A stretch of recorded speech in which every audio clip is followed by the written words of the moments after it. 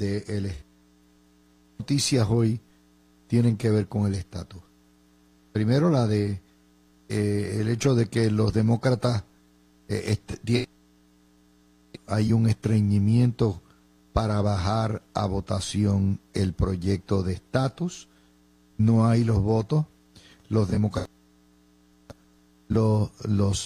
demócratas de los sindicalistas independentistas, los diásporos, han trancado el bolo junto a Aníbal. También hay que señalar a lo que son los cabilderos, el Charlie Black de la vida. Pero Charlie Black no alcanza en el Partido Demócrata por ser republicano.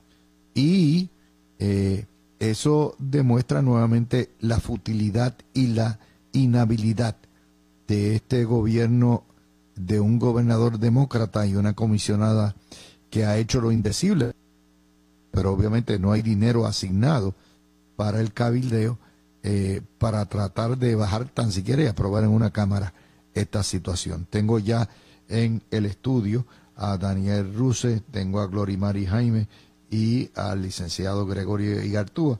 Y empiezo contigo, Gregorio. Ayer teníamos parte de la discusión sobre este tema y nuevamente el gobierno del PNP fracasa nuevamente en avanzar un proyecto. Muy buenas tardes a ti, a los radioescuchas y a los compañeros aquí en el estudio. Pues mira, Luis, el movimiento estadista tiene la mala costumbre de ser, sobre todo cuando estamos en el gobierno, más reaccionario en vez de proactivo. Y a sabiendas de que este proyecto se encontraba en proceso de bajar ¿verdad?, al floor en el Congreso para votación, asumió una postura, generalmente con algunas excepciones, una postura retraída, calmada, sin tomar las medidas necesarias para asegurarse del resultado que los estadistas queríamos. Por el contrario, aquellos grupos que tú mencionas, desde distinto a lo que aquí se dice en la prensa, porque la prensa da la impresión que los únicos que están preocupados por el estatus son los estadistas y que los únicos que van a Washington a mover cosas del estatus son los estadistas. Lo que pasa es que estos otros sectores lo hacen mucho más callado y tras bastidores, pero llevan tiempo tratando de introducir píldoras venenosas al proyecto y utilizar eso de justificación para promover que el mismo no baje y no se discuta.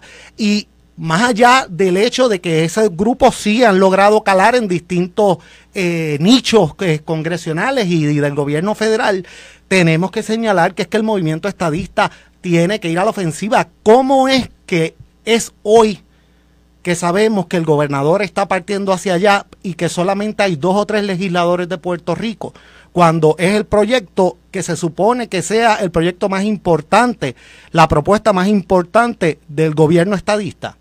Y que no hayan los recursos asignados para moverlo, que no haya un contingente grande de personas yendo a las oficinas, pues para mí demuestra que aun cuando decimos que es la prioridad en términos prácticos, cuando llega el momento de la verdad, el estadista se echa para atrás y no es agresivo, lo suficientemente agresivo y estratégico en este proceso. Pero llevamos en esto, Glorimari, 40 o 50 años así. Ha sido así siempre. Los populares dominan la política nacional, controlen o no controlen los partidos mayores. Ese juego, ellos son unos expertos. Los independentistas dominan las organizaciones. El primer intento de organizar estadistas lo hace Ricardo Rosselló, que no cobra y que no tiene fondos. El resto es por añadidura, Glorimari. ¿Es que acaso en el PNP no aprenden? Es que la desinformación que hay de un grupo de cabilderos que lleva el mensaje precisamente para confundir, pero lo hacen de una manera organizada y bien planificada. Lo peor de todo es que el grupo de progresistas tiene que precisamente unirse un día como hoy, el natalicio del doctor José Celso Barbosa, donde es el padre de la estadidad, el que con su trabajo extraordinario hizo, ¿verdad?, que en aquellos tiempos donde había un movimiento que era totalmente grande en contra de lo que eran las ayudas que habían, todo lo que se puede traer para Puerto Rico, y que hoy No se diga ni tan siquiera que fue el que le trajo por primera vez la salud a las manos de las personas de escasos recursos, con oportunidades de ayuda médica para que fueran atendidos de una manera igualitaria. De eso es que se trata, de que los movimientos prevalezcan en todos los días que son importantes, y aunque los 365 días son importantes para los que estamos a favor de la estadidad para Puerto Rico, es importante que ese liderato que fue escogido por la mayoría, ¿verdad?, en un proceso eleccionario para que nos representen, lo hagan de la manera que se tiene que hacer,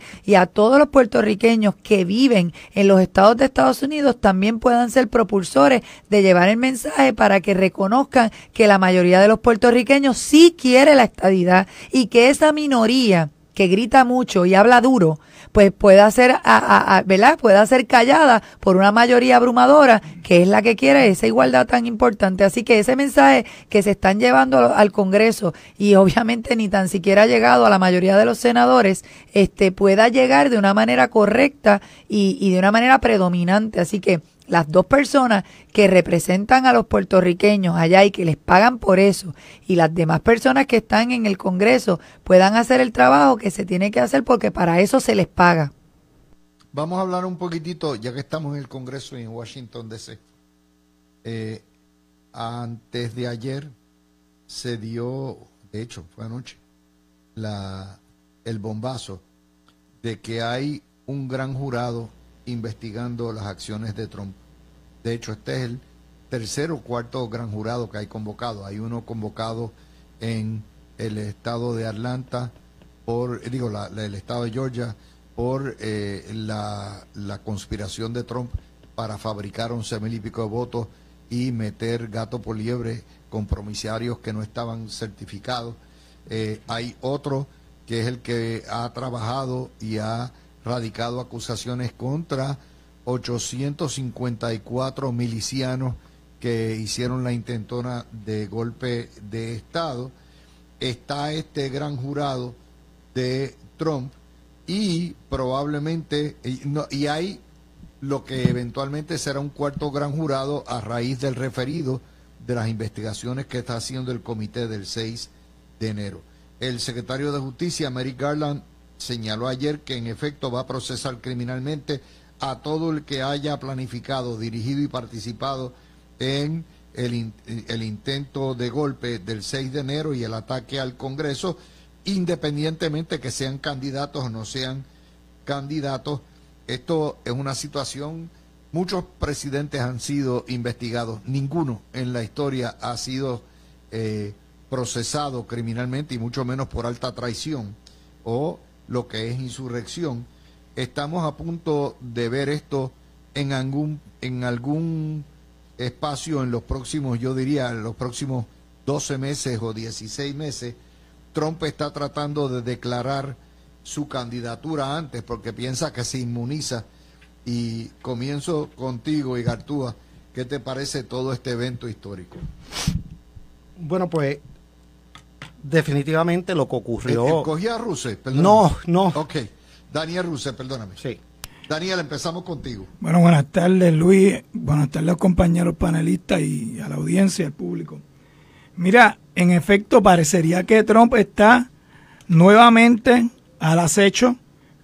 Estuvo en Washington dando un mensaje, y a la misma vez, paralelamente, tiene estos gran jurados que aparentan que van a radicar algo, que van a acusar de alguna forma al expresidente. Yo realmente espero de que, en efecto, la prueba que tienen, si finalmente deciden presentar los cargos, que sea una robusta, que sea contundente, porque si no van a continuar martirizando o poniendo por lo menos a Trump en la posición de tener ese mote de que me están persiguiendo. Víctima. Y lo que van a hacer es aumentar dentro de sus huestes su candidatura. O sea que me parece de que si esos gran jurados están viendo una prueba, yo espero que sea una prueba lo suficientemente fuerte como para que en efecto haya un caso que prospere, porque si no, el efecto que va a tener Tienes toda la razón. es contrario. Lo va a... Y si lo acusan y lo absuelven, él estando en campaña lo martirizan. Sí, él va a seguir con su discurso de que, mira, me están persiguiendo, esto es fabricado, la prensa me odia, los de izquierda. O sea, eso es algo que juega a su favor si no prospera esos casos. Ahora, si en efecto tiene ahí una evidencia contundente y robusta y se la acusa, pues ya eso cambiaría el panorama. Más allá de dudas razonables, porque estamos hablando de encauzamiento criminal. Déjame ir entonces con Igartúa, y aquí hay una cuestión que es la carrera del carrito. Trump cree que el ser candidato lo va a proteger, eso no lo va a proteger, pero Trump espera que si lo acusan temprano, cuestión de poder ver el juicio en un año y salir absuelto antes de la campaña y convertirse en un héroe. Esa es otra situación que tenemos que ver. La práctica en Puerto Rico, en este tipo de casos, de lo que hemos visto, ¿verdad?, es que generalmente empiezan por los pececitos chiquitos, después los medianos, los más allegados, y eventualmente piden procesar e ir contra el resto. En el caso de Aníbal Acevedo Vilá no fue así. En el caso de Aníbal Acevedo Vilá creo que todos los tiraron a la solta. Pero aquí hay un juego de ajedrez entre el secretario Garland y lo que es Donald Trump. ¿Qué te parece? Pues mira, Luis, aunque en términos estrictamente jurídicos, el argumento es que a todas las personas que se van a acusar se deben tratar igual y que le aplican los mismos criterios, ¿verdad?, y los mismos elementos del delito. La realidad es que, dado el proceso como se da, que está bregando con las emociones de las personas, un posible jurado, pues la realidad es que cuando hay un líder de la magnitud del presidente de los Estados Unidos o el expresidente, los criterios que uno tiene que tener por las ramificaciones que tiene para erradicar este tipo de casos son superiores. Son más elevados. Yo coincido totalmente con lo que menciona el compañero anteriormente. Ya en el caso de Donald Trump, antes de entrar a lo de, ¿verdad?, los actos específicos del 6 de enero, han habido varios intentos de procesamiento que han sido infructuosos y que le han abierto la puerta y han consolidado un sector de la nación que lo ha visto como una persecución y que lo ha victimizado y que ha logrado alargar el control parcial al menos que tiene Trump sobre el movimiento conservador en los Estados Unidos. Evidentemente las actividades específicas del 6 de enero son bochornosas y yo, por cuestiones de la salud de la nación y verdad, y de que hay que mover adelante, pues no quisiera que esto se siguiera alargando, pero en la medida que surja evidencia contundente, pues también es parte del proceso de saneamiento, promover y castigar a aquellos que así lo requieran. Claro está, como tú dices, desde el punto de vista de Trump, en la medida que se vea rápido, en la medida que los argumentos no necesariamente sean, si no es que no sean fuertes, que no sean claros para el público entender la magnitud de sus acciones, que no sean más meros tecnicismos legales, pues en la medida que él logre eso, pues él puede mantener su candidatura prospectivamente. Bueno, Glorimari, ¿qué te parece todo esto? No, aquí la realidad es que no se está llevando el mensaje de la manera correcta y la gente está muy confundida. Cuando nosotros vemos que hay un movimiento que está llegando a lo que es importante, que es lograr que las posiciones que se han desarrollado a través del tiempo, lo que hemos logrado en Puerto Rico para ser representados allá en el Congreso de los Estados Unidos, y que esa voz sí se está tomando en consideración, como lo es el caso de nuestra comisionada residente Jennifer González, que ha hecho un trabajo extraordinario, y cómo ella lo explica, porque ella busca la manera de que aún por las redes sociales ella pueda explicarle a nosotros acá en Puerto Rico qué es lo que está sucediendo en el Congreso de los Estados Unidos, y que busca cualquier espacio para poder notificar qué es lo que está sucediendo, y eso hay que felicitarla, reconocerlo, y los logros que ha tenido durante estos años que ella lleva allí, creando alianzas con grupos significativos tanto de republicanos como de demócratas, y reconociendo también esa labor de los que luego han llegado y que tal vez han tratado de atemperar las situaciones que no hemos visto lo mismo. Y vuelvo y repito lo que dije en mi parte anterior, o sea, es lo que estamos viendo en el Congreso, de la Cámara de Representantes, pero no lo estamos viendo en el área del Senado, que yo podría decir que es mucho más sencillo porque son menos personas a las cuales se les tienen que acercar, pero la visión que tienen de lo que es el movimiento estadista en Puerto Rico es bien alejada de lo que es la realidad, y eso no se puede permitir, y por eso es que tenemos que visualizar de qué manera reestructuramos el enfoque de lo que pretende el Partido No Progresista, que es el único partido que cree en la estadidad, pero al mismo tiempo que este liderato, tanto en Puerto Rico como el que nos representa en Washington D.C., lleve el mensaje de una manera clara, concisa y que se pueda explicar para que se plantee el que se pueda llevar a cabo una consulta adecuada y que sea precisamente lograr lo que tantos queremos en Puerto Rico. Bueno, vamos a tocar otro tema y empiezo contigo, Daniel. Y estamos hablando del solarcito del condado.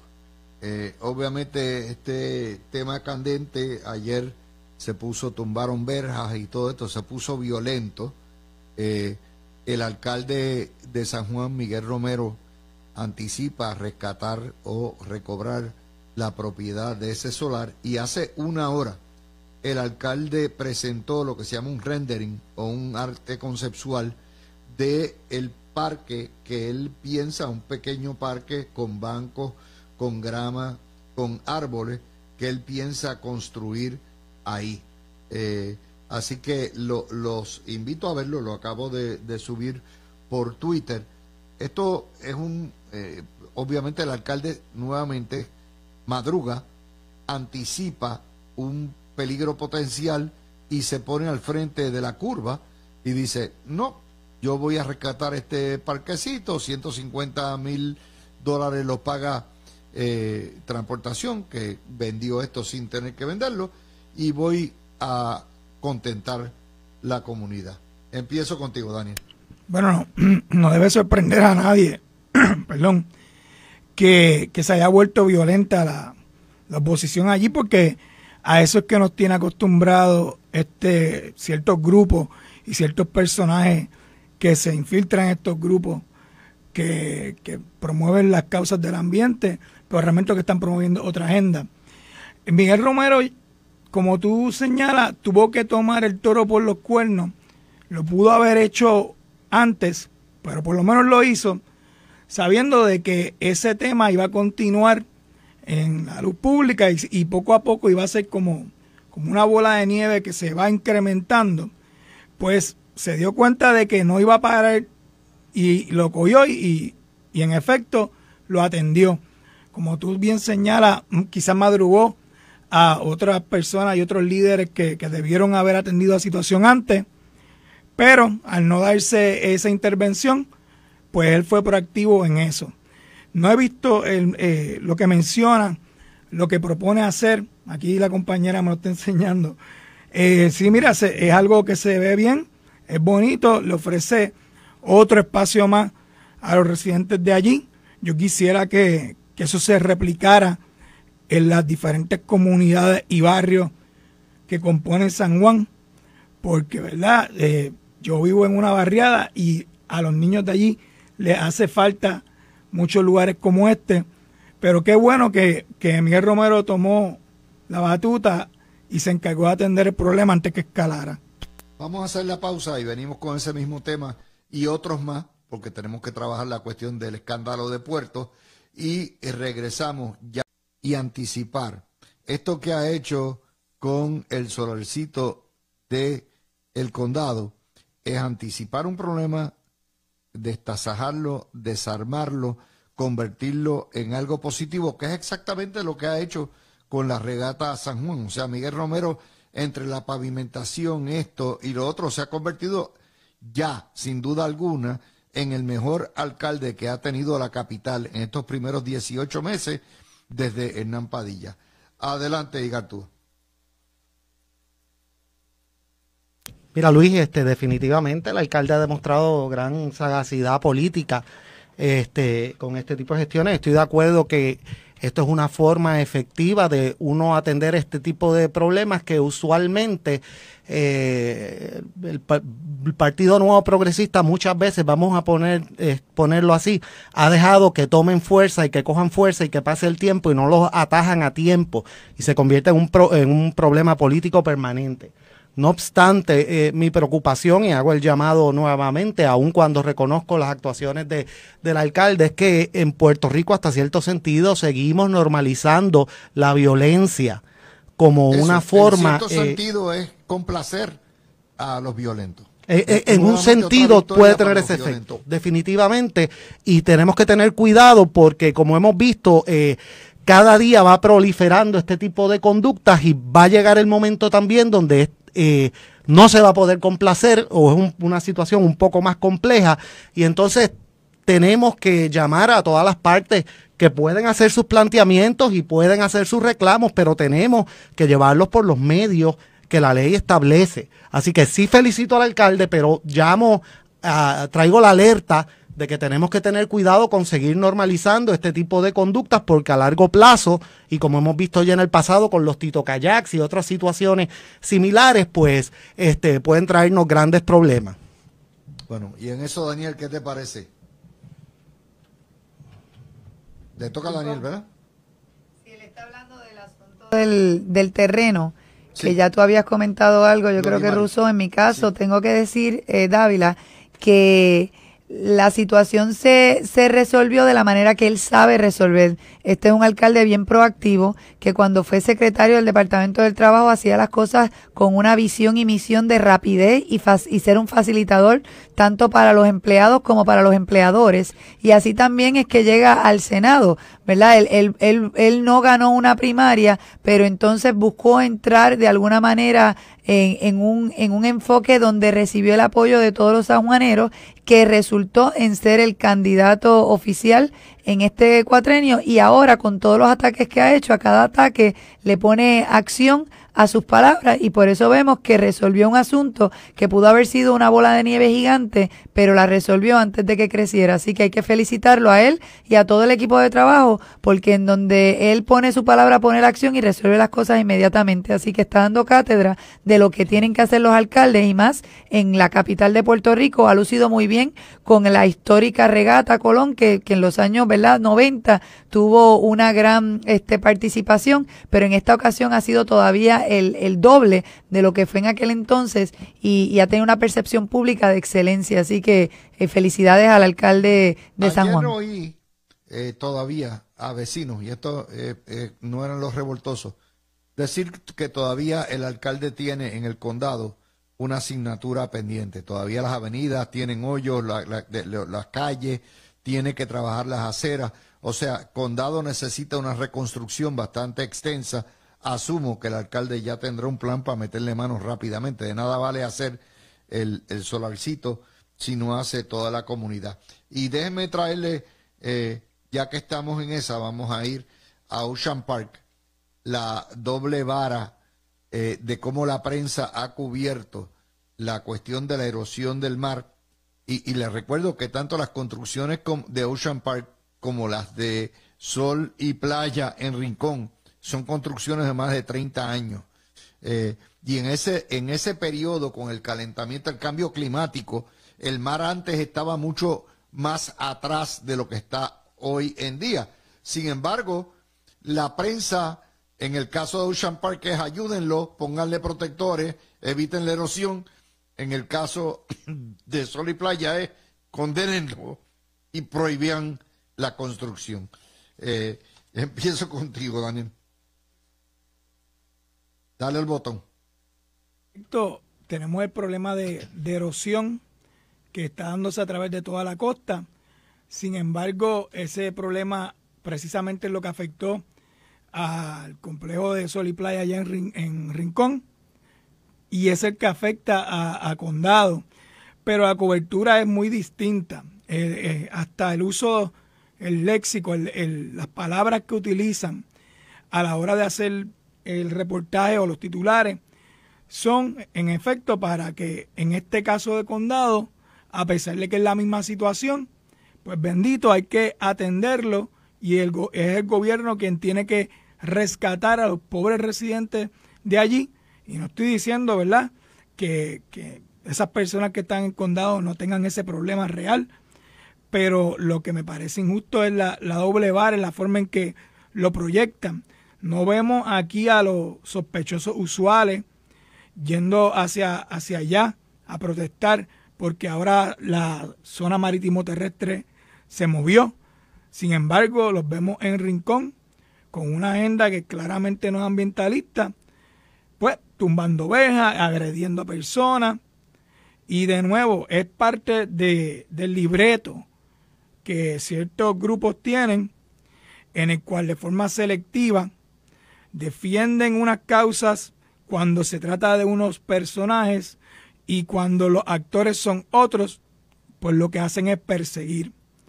Hay un problema de erosión. El huracán María aceleró ese problema y lo hizo más visible, pero en la realidad va a continuar ocurriendo. Lo importante es que se atienda de forma equitativa y no selectiva, como ha tratado de hacer la cobertura mediática. Y aquí hay una situación, obviamente Puerto Rico tiene en términos de litoral cerca de 340 millas. No somos un archipiélago, todas las islas rodeadas de agua en ese contexto y sujetas al embate del mar. Hay construcciones añejas en todos los lugares, desde los tiempos coloniales, de hecho. Por lo tanto, la solución no debe ser caerle a palos y evitar que la gente o que se muden o que no reconstruyan, sino es ciertamente tenemos que tomar unas medidas de defensa de costas como yo las veo en todo Estados Unidos. O sea, aquí no se echa culpa, aquí sencillamente en el estado de Florida se entiende que están sujetas al embate del mar, se rellenan, se mete arena, se meten los bloques y las rocas, se hacen arrecifes, todo ese tipo de cosas, porque es parte de lo que hay. Así que, Igartúa. Pues mira, Luis, yo creo que este caso precisamente es la antítesis de lo que comentábamos anteriormente sobre el alcalde Miguel Romero en San Juan, que atendió diligentemente y le arrancó la cabeza al problema. Yo creo que Puerto Rico, es obvio que esta situación se va a replicar en todas las costas, como tú dices, en toda la isla. Esto es una situación, Puerto Rico tiene una infraestructura vieja, las reglas, las normas, la perspectiva social y ambiental en la época era totalmente distinta. El problema que en primera parte yo veo es que el gobierno, distinto a lo que hizo Miguel Romero, no ha identificado o no ha entendido que esta situación a nivel político se va a seguir replicando todo el tiempo en cada una de las costas de la isla. Y ya es hora de que entonces se desarrolle un nuevo pronunciamiento o una nueva política pública que vaya dirigida a atender este asunto, no cada vez que un grupo vaya y se meta en la playa o proteste, sino a nivel macro, y que todos tengamos conocimiento de cuáles son las normas, cómo se va a atender prospectivamente. En la medida que no lo haga, entonces se están exponiendo, número uno, a las protestas, no por 4 años, sino permanentemente. Cada vez que se quiera dar un impacto político, es fácil conseguir una propiedad en la playa que cumpla con estos requisitos y hacer el show político. Y número 2, se exponen también al segundo problema que tiene Puerto Rico, que no es nada más de percepción, sino de realidad, que es el trato distinto, como tú mencionas, a nivel no solo gubernamental, sino a nivel de prensa. Entonces eso tiene un efecto sobre la gobernabilidad también, porque la gente no se siente nunca, aún en los casos que salen beneficiados, que el trato es justo. Así que yo repudio obviamente la violencia, también repudio el que hay una cobertura selectiva, pero también hago un llamado al gobierno de que tiene que coger el toro por los cuernos y tiene que atender este problema y hacer una política pública nueva para atenderlo. De lo contrario, vamos a estar viendo violencia y este tipo de situaciones en cada uno de los desarrollos anteriores y prospectivos que se hagan en las costas de Puerto Rico. Lo que pasa es que eso cuesta un delirio. O sea, estamos hablando, crear los arrecifes, ¿verdad?, artificiales, cuesta, primero toma tiempo y cuesta porque tú tienes que tener o mover barcos viejos, o utilizar, si vas a usar de arrecife, tienes que tirar piedra. Eso cuesta, y encima de eso la permisología, para lograr que el cuerpo de ingenieros te apruebe un rompeola, va a ser horrible. ¿Por qué? Porque el rompeola que pueda tener 500 pies en un área te va a afectar la erosión en las otras. Así que es una combinación de lo que es la burocracia federal y lo que es esto. Glorimari, yo no sé si tú tuviste oportunidad de trabajar cuando eras alcaldesa, pero en Guayama pasa lo mismo. O sea, la erosión, particularmente Guayama, Rincón, toda esa área, Rincón arriba, lo que es Guayama, Arroyo, están sujetas al embate, el Maunabo, porque es la esquina de Puerto Rico. Sí, y yo parece que siempre he estado anticipada al futuro, porque cuando estaba en 8º grado y en 9º participé en una feria científica hablando de por qué desaparecen las arenas de las playas, y es por las actividades de construcción. Así que es un tema que siempre he estado bien inmersa, porque me encanta la playa, porque ahora mismo yo vivo frente al mar en Guayama, en mi casa en Palmar del Rey, que vivo ahí desde el año 2005 que compré la propiedad, y entonces he visto también cómo han hecho actividades de construcción en el malecón de Arroyo con cemento, y así en el área cuando trabajé con el alcalde Carlos Méndez en Aguadilla, hubo también, el mar se acercó demasiado y tumbó muchas casas, incluyendo una donde él vivía, y luego ahí se hizo el paseo, un paseo que ahora todo el mundo conoce, Real Marina, Paseo Real Marina en Aguadilla, y así en el área de Yabucoa y en el área de Naguabo, donde la playa, hay unas zonas donde la carretera número 3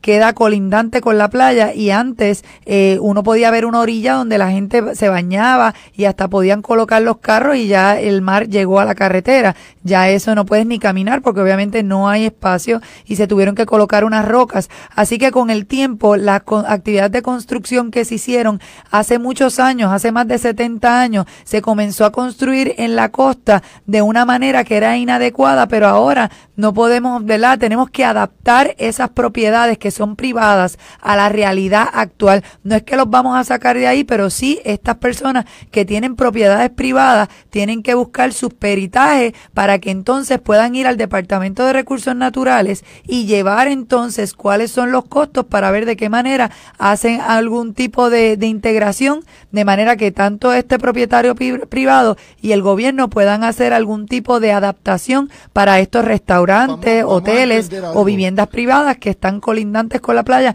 no solamente en el área de Ocean Park, obviamente ahí lo vemos más fuerte porque las olas del océano Atlántico son mucho más grandes que las del Mar Caribe. Yo vivo frente al Mar Caribe y parece que vivo frente a un lago porque casi nunca hay oleaje. A veces sí lo hay dependiendo del tiempo. Y yo recuerdo que cuando el huracán María, todo Ocean Park se inundó casi hasta la Valdoriotti, porque la realidad es que hubo, ¿verdad? Entró mucha agua por parte de esa zona que está, tal vez, quién sabe si en muchas áreas por debajo del nivel freático. Así que tenemos que ver de qué manera se ayuda a estos residentes privados, de manera que el gobierno sea un facilitador a la hora de que ellos puedan arreglar sus casas, adaptándolas a la realidad donde ellos están viviendo, que es muchos de ellos hasta dentro de la zona marítimo terrestre, que eso no existía hace 70 años cuando se construyeron esas residencias, esos hoteles o restaurantes que están frente al mar. Daniel, vamos a entender algo y para la gente, mire, el calentamiento global es una realidad. Los polos, todo lo que son los grandes glaciales, se están derritiendo. Tarde o temprano, el mar va a reclamar lo que es suyo. De hecho, si ustedes miran los propios mapas del Cuerpo de Ingenieros, se van a dar cuenta que las áreas de inundabilidad en Puerto Rico y las áreas donde se va a reclamar la playa al final de este siglo, van a llegar, todo eso de Ocean Park va a estar bajo agua. Vamos a entenderlo. Rincón va a estar bajo agua. Lo que se puede hacer es mitigar. ¿Qué quiere decir eso? Aplazar el avance del mar. No es que lo vas a evitar, pero puedes aplazarlo, puedes desviarlo. Pero cada acción tiene una reacción, como le digo. Usted pone las piedras, los muros, todo lo que hay, pone arena nueva, rellena arena, que hay que sacar anyway del mar. lo que va a pasar es que va a tener un impacto, puede aplazar que afecte a su casa, pero puede afectar la de los vecinos más abajo. Daniel, ese es el problema de esto. Pues mira, sí, por eso el Cuerpo de Ingenieros y el Departamento de Recursos Naturales llevan desde el 2018 evaluando las posibles alternativas que tienen para atender el problema. Pero eso no es aceptable. 4 años, eso no es aceptable. Sí, no, tienen que ser más eficientes. En efecto, y tienes dos problemas ahí. Uno del costo que tendría. Claramente va a ser un costo multimillonario. Y número 2, que no hay opciones que sean inmediatas. Y en ocasiones, tanto los ciudadanos como nuestros líderes en el gobierno no tienen esa visión a largo plazo y buscan más a la opción inmediata, la inmediatez. Y son cosas que realmente toman tiempo, el poder atender ese problema. Si hubiésemos empezado hace 10 años, quizás estaríamos un poco más adelante, pero si todavía pues no se comienza ni siquiera un proyecto piloto, pues realmente veo difícil que puedan atender esto con prontura y a tiempo, de que, como tú dices, no se trague todas esas casas y esa área con el calentamiento global.